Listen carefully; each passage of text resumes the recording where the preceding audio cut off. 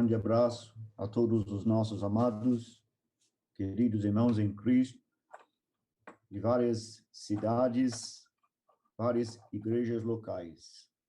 Que Deus abençoe a sua palavra hoje, aos nossos corações. A escolinha acabou ontem, mas vamos dar o último estudo sobre a importância das bem-aventuranças, primeira mensagem registrada no Evangelho segundo Mateus, pelo Senhor Jesus aos seus ouvintes. Vamos ler em Mateus, capítulo 5, verso 6, as palavras do Senhor Jesus. Mateus 5, verso 6. É sempre bom lembrar, irmãos, que nas montanhas o Senhor Jesus sempre se dirigia aos seus discípulos para dar instruções importantes, recomendações, ordens. Ele dava prioridade ao ensino durante o ministério público. E aqui em Mateus capítulo 5, vemos o Senhor Jesus enfatizando a nossa atitude como filho de Deus, na presença de Deus. E ele diz no versículo 6, bem-aventurados os que têm fome e sede de justiça, porque serão fartos. Bem-aventurados os que têm fome. Voltamos para o Velho Testamento, o livro dos Salmos, e Salmo 42. A palavra do salmista em Salmo 42, e ele destaca bem as experiências, tribulações de um servo de Deus que estava passando momentos difíceis. Para complicar mais a sua situação, ele consegue lembrar uma época boa em sua vida, quando ele estava apreciando a palavra de Deus, guiando o povo de Deus com a multidão do povo, e os guiava em procissão à casa de Deus. Talvez estejamos lembrando dias mais agradáveis do passado, quem sabe do ano passado ou no começo do ano passado, quando nós estivéssemos sempre com os amados irmãos em Cristo na casa de oração. Porém, o salmista aprendeu lições importantes mesmo nos dias difíceis. Ele diz em Salmo 42, a minha alma tem sede de Deus, do Deus vivo. Quando irei e me verei perante a face de Deus? As minhas lágrimas têm sido meu alimento dia e noite, enquanto me dizem continuamente, o teu Deus, onde está? Lembro-me destas coisas, dentro de mim se me derrama a alma, de como passava eu com a multidão do povo e os guiava em procissão à casa de Deus, entre gritos de alegria e louvor. Multidão em festa. Por que estás abatida, ó minha alma? Por que te perturbas dentro de mim? Espera em Deus, pois ainda o louvarei, a ele meu auxílio e Deus meu. Sinto abatido dentro de mim a minha alma. Tem um contraste aqui, irmãos. A primeira expressão do versículo 6, o que ele está sentindo. Agora, veja bem que ele continua dizendo, lembro-me, portanto, de ti. Eu sinto abatida, lembro-me, portanto, de ti. Mais para frente um pouquinho, ele diz, no verso 9, digo a Deus, minha rocha, porque te olvidaste de mim? Porque hei de andar eu lamentando sob a opressão dos meus inimigos? Versículo 11, ele volta a fazer a mesma pergunta. Por que estás abatida, ó minha alma? Por que te perturbas dentro de mim? Espera em Deus, pois ainda o louvarei, a ele meu auxílio e Deus meu. Deus abençoe a sua palavra aos nossos corações. Desnecessário é dizer que o salmista estava passando momentos difíceis. Ele começa demonstrando a ansiedade, a necessidade de um encontro com o seu Deus. A minha alma tem sede de Deus, do Deus vivo. Ele apresenta a sua oração neste salmo e ele está desejando ver a face de Deus no versículo 2, o que nos faz lembrar as bem-aventuranças do Senhor Jesus, do Evangelho segundo Mateus. Mas talvez você que esteja ouvindo a mensagem hoje está lembrando de uma época boa no passado, quando você estava em comunhão com Deus, apreciando a palavra de Deus, descansando nas promessas infalíveis de Deus, andando com Deus, meditando sempre na palavra de Deus e sempre presente nas reuniões com a igreja na casa de oração. Quem sabe eu conheço o meu coração e eu sei que eu posso até enganar outros irmãos em Cristo com facilidade. Lamentavelmente, nós temos a tendência de apresentar, né, as nossas qualidades. Às vezes, a realidade é outra coisa. Mas nós sabemos muito bem que o Senhor conhece os nossos corações. E dá a impressão, aqui em Salmo 42, que nos momentos solitários do salmista, ele está bastante deprimido e desamparado. Então ele faz esta pergunta, pois a pergunta revela a realidade de sua espiritualidade. As minhas lágrimas têm sido meu alimento de dia e de noite, enquanto me dizem continuamente: teu Deus, onde está? Lembro-me dessas coisas. Dentro de mim se me derrama a alma de como passava eu com a multidão do povo de Deus. Obviamente, ele tinha responsabilidade entre o povo de Deus naquela época, pois ele os guiava em procissão à casa de Deus, entre gritos de alegria e louvor, multidão em festa. É quase inacreditável que depois de uma afirmação dessa, ele diz: por que estás abatido, ó minha alma? Por que te perturbas dentro de mim? Espera em Deus. O apóstolo Paulo, ele faz exatamente a mesma coisa na sua carta aos Romanos. No capítulo 8, ele nos leva às alturas. Ele destaca as promessas infalíveis de Deus. Ele destaca bem, naquele trecho bem conhecido, de que nada nos separa do amor de Cristo, nem tribulação, angústia, perseguição, fome, nudez, perigo ou espada. Pois ele diz em Romanos capítulo 8, verso 36, por amor de ti, somos entregues à morte o dia todo, fomos considerados como ovelhas para o matadouro.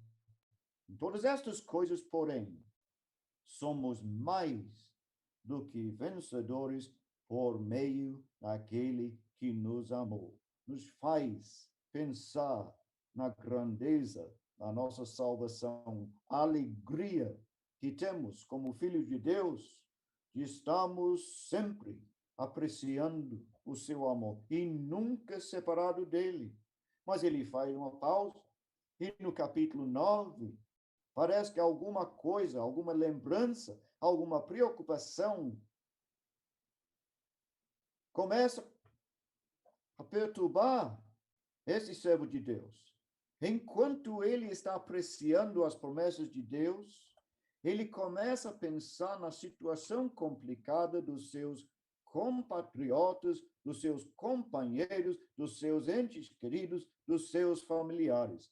Digo a verdade em Cristo, não minto, testemunhando comigo mesmo no Espírito Santo, a minha própria consciência, eu tenho grande tristeza, incessante dor no coração.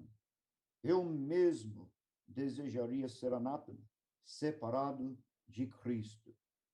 Irmãos, uma coisa eu sei na vida cristã: teremos que passar por muitos altos e baixos. O Senhor Jesus está sempre levando os seus discípulos às montanhas neste evangelho. Capítulo 4, capítulo 5, capítulo 8, capítulo 14, capítulo 17, capítulo 24 e capítulo 28, sempre subindo e sempre descendo. No dia da sua transfiguração, no capítulo 17, um dos seus discípulos lhe disse: Senhor, bom é estamos aqui. Mas nem sempre nós estamos na presença dos nossos amados irmãos. E, de fato, nesses dias de pandemia, nós sentimos muita falta dos nossos amados irmãos. Por isso eu resolvi tratar do assunto que talvez seja um dos temas principais das bem-aventuranças do Senhor Jesus. É necessário que aquele que se aproxima de Deus creia que ele se existe e se torna galardoador dos que o buscam. Ele tem perfeito conhecimento de cada um dos seus. Uma contemplação majestosa do Senhor sempre produzirá em nossos corações admiração e um desejo de contemplar a Cristo mais e mais, como nós descobrimos ontem à noite. Ele está muito acima de nós em grandeza, portanto, deve ser adorado. Grande é o Senhor, muito digno de ser louvado. O Senhor é o Deus Supremo, Salmo 95, versículo 3. O Deus Supremo, grande Rei. Então, vinde, adoremos e prostremos. E ontem à noite nós destacamos a adoração dos magos, capítulo 2, do leproso, capítulo 8, do chefe da sinagoga, capítulo 9, e também dos discípulos no capítulo 14. Talvez as nossas queridas irmãs estão pensando, e as mulheres? Que tal a falar sobre a adoração das mulheres também? O que é que a Bíblia revela sobre as mulheres espirituais? Então, veja bem comigo em Mateus 15, iniciando o trecho no verso 21, até versículo 28. O trecho começa com essas palavras: partindo Jesus dali, retirou-se para os lados de Tiro e Sidom. E ele estava retirando-se daquele ambiente de hostilidade e incredulidade que é descrito nos primeiros 20 capítulos, nos primeiros 20 versículos do capítulo, né? Se tivéssemos lido em Marcos, iríamos descobrir que o Senhor Jesus, tendo entrado numa casa, Marcos 7, se não me falha a memória, verso 24, ele mesmo queria que ninguém soubesse.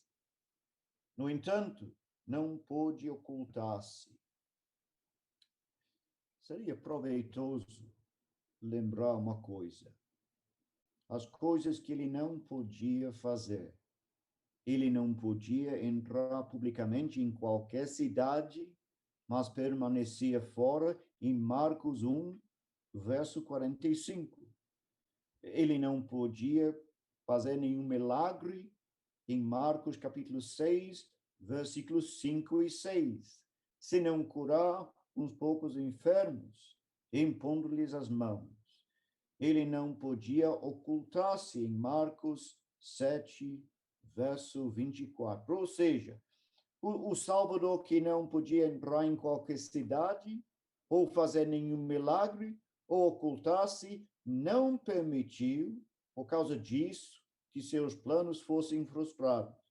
Mas como ele mesmo disse, o próprio Filho do Homem não veio para ser servido, mas para servir e dar a sua vida em resgate por muitos. Marcos 10, verso 45.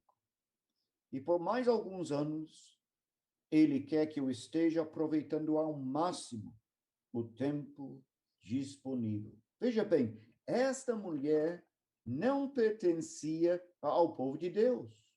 Era uma mulher cananeia, mas mesmo assim sentiu no seu coração o desejo de lhe apresentar um pedido. Verso 22. E apesar da oposição dos discípulos, do aparente desinteresse do Senhor, e ela não desistiu, mas simplesmente o adorou.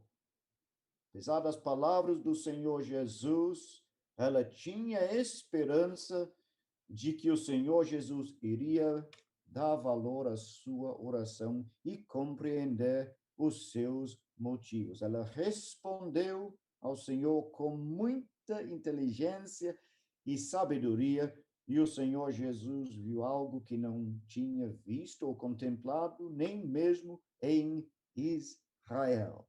Ó mulher, grande é a tua fé.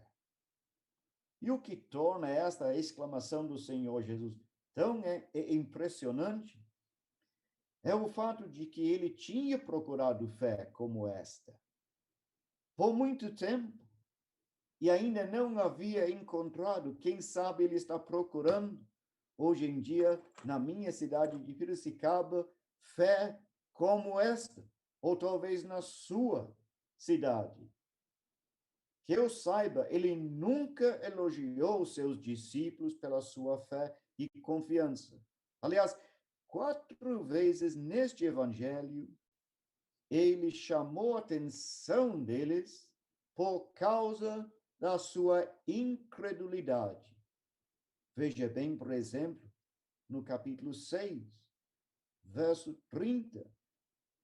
Se Deus veste assim a erva do campo, que hoje existe e amanhã é lançado no forno, quanto mais a vós outros, homens de pequena fé, se Deus, Criador, sustentador de todas as coisas que existe hoje, é amanhã, se Deus, que está sempre providenciando as nossas necessidades, coisas essenciais da vida. Se Deus veste assim a erva do campo que hoje existe, amanhã é lançado no forno, quanto mais a vós outros, homens de pequena fé.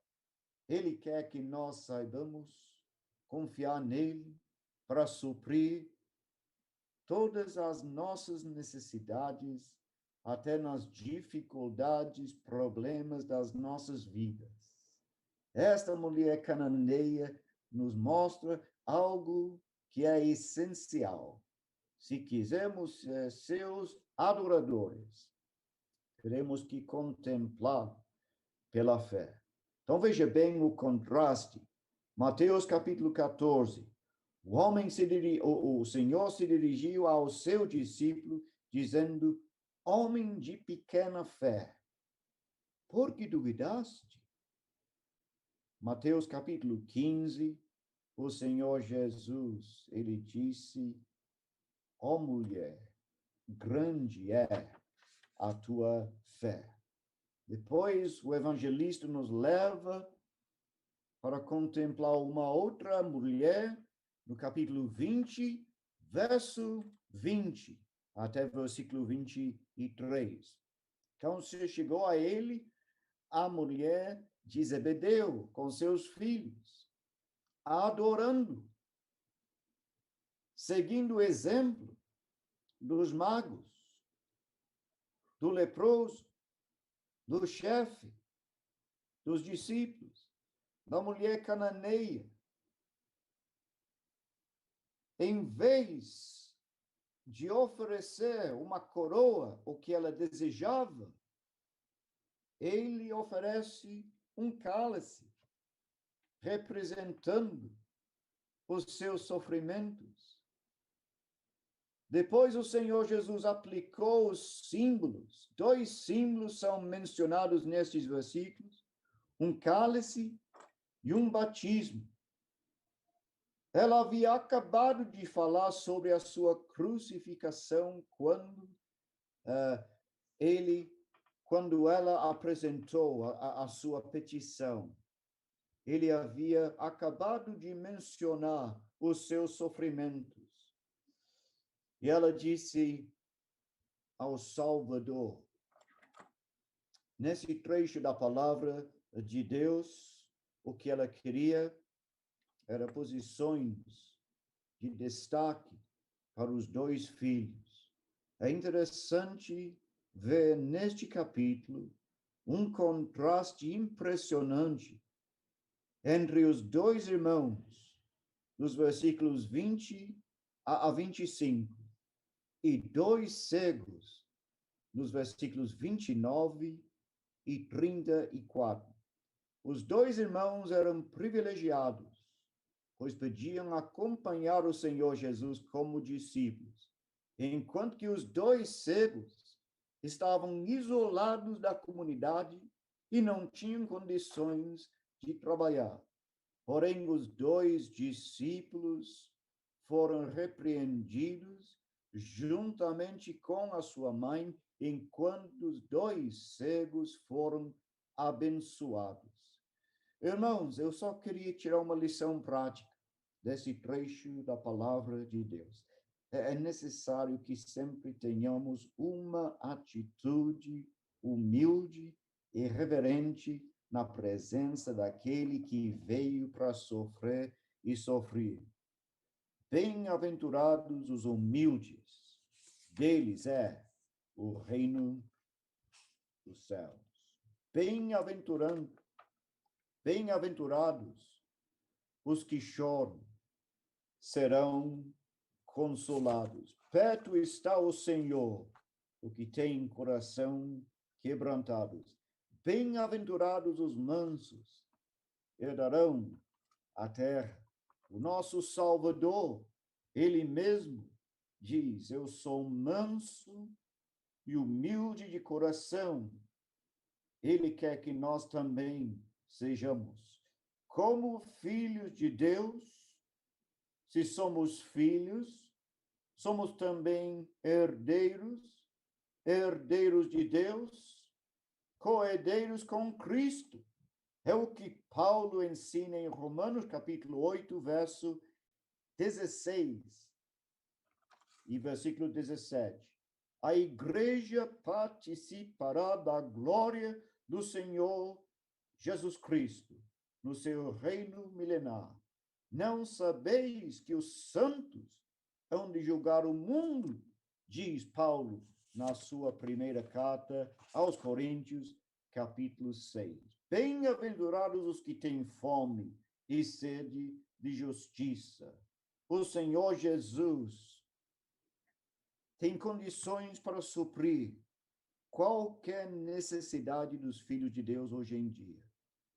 Quando ele alimentou as multidões, usando o pequeno lanche de um menino, depois ele se dirigiu aos seus discípulos, dizendo: eu sou o pão da vida. O que vem a mim jamais terá fome. Mas talvez eu esteja sentindo desejo de mais intimidade. Como salmista, a minha alma tem sede de Deus, do Deus vivo. Quando irei e me verei perante a face de Deus? Quando? Eu lembro-me dessas coisas. A comunhão dos irmãos, as reuniões especiais, as conferências, os acampamentos, os dias agradáveis. Lembro-me dessas coisas e dentro de mim se me derrama a alma de como passava eu com a multidão do povo de Deus e os guiava em procissão à casa de Deus. Mas agora estou passando momentos tão difíceis. Irmãos, que nós saibamos e não tenhamos dúvida, Ele tem conhecimento das nossas necessidades. Bem-aventurados os limpos de coração, porque verão a Deus. Maravilhosamente, Deus, o autor de todas as coisas, é apresentado. Aquele que faz as promessas, ele mesmo é o cumprimento. Senhor, mostra-nos o Pai. Isso nos basta, diz um dos discípulos do Senhor em João capítulo 14, verso 8. Disse-lhe Jesus: há tanto tempo estou convosco e não me tens conhecido. Quem vê a mim, vê o Pai. Há quantos anos, André, tens acompanhado pela palavra de Deus os meus propósitos? Quantos anos tem da vida cristã? Quantos anos na comunhão da igreja? E não me tem conhecido? A visão do Senhor, o Criador e sustentador de todas as coisas, é maravilhosa, irmãos. Chegai-vos a Deus, ele se chegará a vós outros. Purificai as mãos, pecadores, e vós que sois de ânimo próprio, limpai o coração. Então, vamos lembrar, irmãos, que nesse trecho da palavra de Deus, os humildes, os que choram, os mansos, os que têm fome, os misericordiosos, os limpos de coração, os perseguidos serão ricamente abençoados por Deus. E assim mesmo se purifica todo que nele tem esta esperança, assim como ele é puro. Ontem citamos um exemplo do passado, um servo de Deus, temente a Deus, que se desviava do mal. Ele, na sua confissão, lembrando uma época muito boa em sua vida, ele faz declarações importantes. Em Jó, capítulo 19, ele está lembrando os dias mais agradáveis, quando os príncipes e mestres davam máxima atenção às suas palavras, quando ele ajudava os estrangeiros, os que não tinham condições para se sustentar, e quando ele estava com a sua própria família, que ele amava profundamente. Mas, por alguma razão, Deus permitiu que ele passasse por momentos difíceis e ele perdeu quase tudo. Perdeu a sua saúde, perdeu a família, perdeu a casa, bens materiais. Mas conversando com a sua mulher, ele disse: o Senhor deu, o Senhor tirou. Bendito seja o nome do Senhor. E em Jó capítulo 19, verso 26, ele, destacando a fidelidade de Deus e as suas promessas infalíveis, ele diz: eu sei que meu Redentor vive. Por fim, se levantará sobre a terra. Depois revestido este meu corpo na minha pele, em minha carne, verei a Deus. Vê-lo-ei por mim mesmo. Os meus olhos o verão, e não outros. Vê-lo-ei por mim mesmo. E ele tem essa confiança. Irmãos, eu também tenho. Bem-aventurados os limpos de coração. Eles verão a Deus. Então, depois da adoração da mãe de Tiago e João, chegamos no último capítulo do primeiro livro do Novo Testamento. E as duas Marias chegaram na presença dele.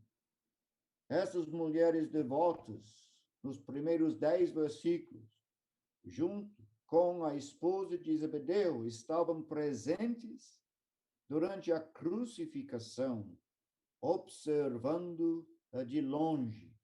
E elas faziam parte de um grupo que haviam acompanhado desde a Galileia para o servir. Depois do sepultamento do Senhor Jesus, por José de Arimateia, achavam-se ali sentados em frente da sepultura. Os últimos dias haviam sido muito difíceis para aquelas mulheres. A prisão, o julgamento, a humilhação e o terrível espetáculo, né, da crucificação do Senhor Jesus no lugar chamado Calvário. E no primeiro dia da semana, elas haviam voltado com aromas para embalsamá-lo.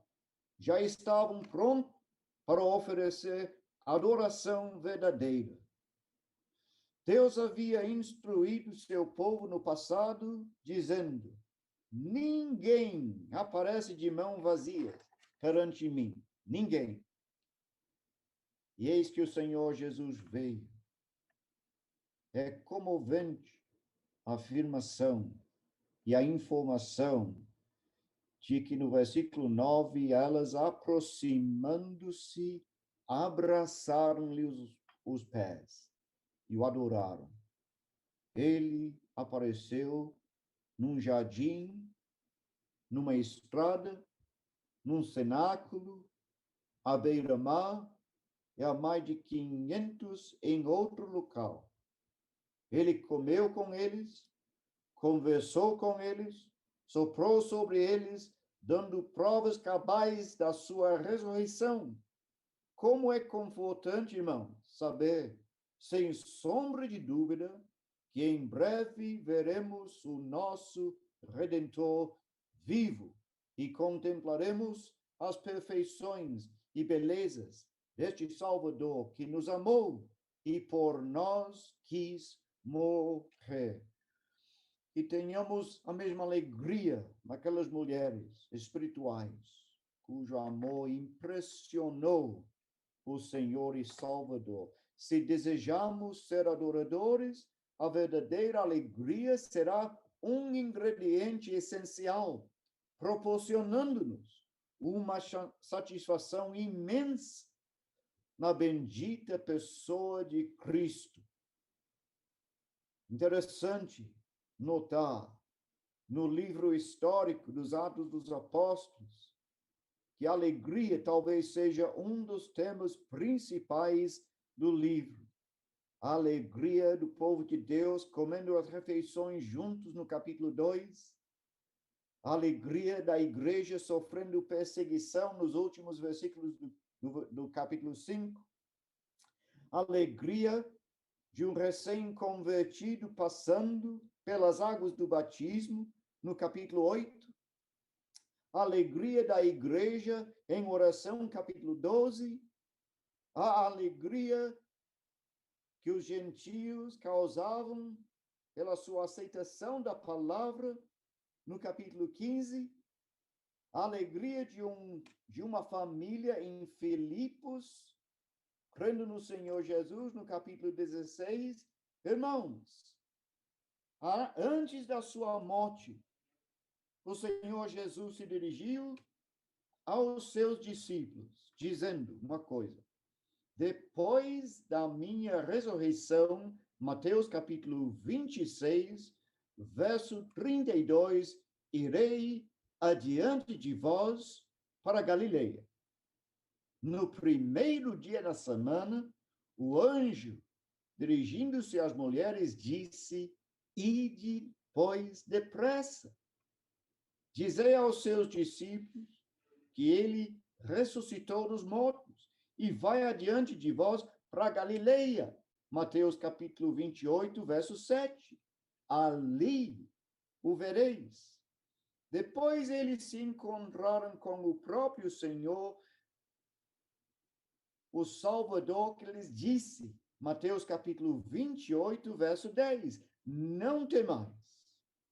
Ide avisar meus irmãos que se dirijam a Galileia, lá me verão. Seguiram os 11 discípulos para a Galileia, para o monte que Jesus lhes designara, e quando viram, o adoraram. Versículo 16 e 17. E o Senhor Jesus aí deu a sua última comissão aos seus. Irmãos, em terminar, nós amamos este Salvador maravilhoso. Nós amamos porque ele nos amou primeiro. Ele transformou as nossas vidas. Ele é Deus conosco. Nunca está longe de cada um de nós. Ele é o Nazareno, que morou numa cidade desprezada por muitos anos. Ele é o Filho amado. Ele é o Filho de Deus. Nós sentimos, na presença dele, que somos indignos. Se és Filho de Deus, manda. Se és tu, Senhor, manda. Se és Filho de Deus, desce. E ele quer que nós tenhamos uma contemplação maravilhosa dele durante o dia de hoje. No primeiro dia da semana, que Deus abençoe ricamente a sua palavra aos nossos corações. Os humildes serão ouvidos, os que choram serão consolados, os mansos serão recompensados, os que têm fome supridos, os misericordiosos perdoados, os limpos purificados e os perseguidos abençoados. Que Deus abençoe a todos os nossos amados irmãos hoje em dia. Amém. Amém.